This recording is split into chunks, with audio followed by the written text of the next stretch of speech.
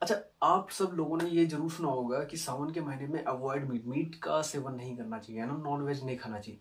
Meet का seven नहीं करना चाहिए, नॉन वेज नहीं खाना चाहिए, जंक फूड, हैवी फूड, इस तरीके के फूड्स नहीं कंज्यूम करने चाहिए। क्या आपने कभी सोचा है कि ऐसा क्यों बोला जाता होगा और ऐसे हमारे पूर्वज ऐसा क्यों कहे गए होंगे, है ना? हमारे शास्त्रों में भी लिखा गया है कि सावन के महीने में avoid this type the foods. चलो इसके बारे में प्रैक्टिकली जानने की कोशिश करते हैं कि क्या ऐसी चीज़ होती है जिससे कि हमें बार बार इस चीज़ को अवॉइड करने के लिए बोला जाता है सावन के महीने में।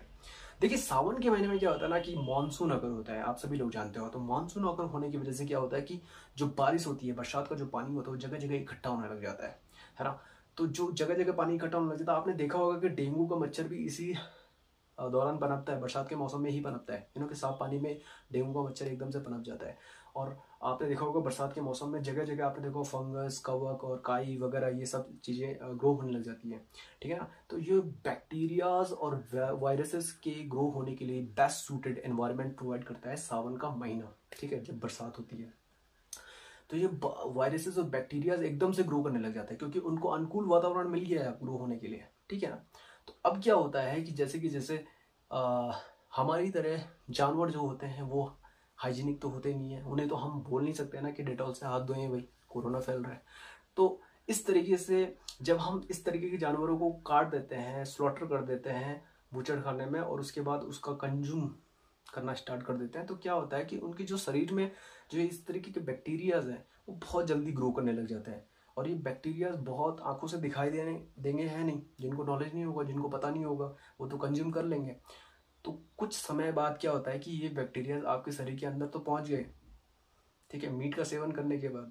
तो ये क्या करते हैं, आपके लीवर को इफेक्ट करते हैं, और लीवर को इफेक्ट करने के बाद एक बीमारी होती है जिसका नाम है हेपेटाइटिस बी।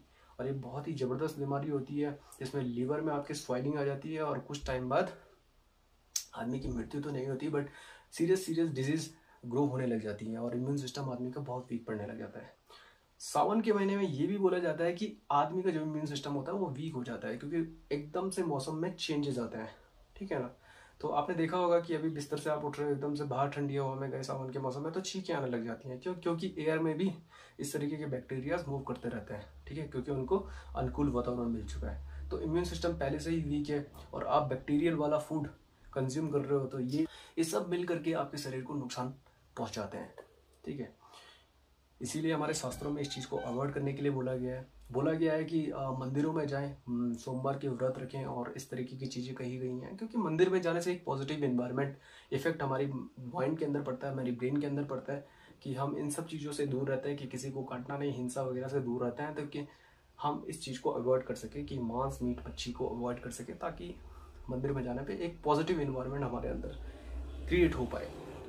तो ये एक इंफॉर्मेटिव वीडियो था मेरी तरफ से, छोटा सा। आपको कैसा लगा? अगर ये समाज के लिए आपको फ्रूटफुल लगता है, सोसाइटी के लिए फ्रूटफुल लगता है, तो please do like share and subscribe my channel practical concept. जय हिंद, जय भारत।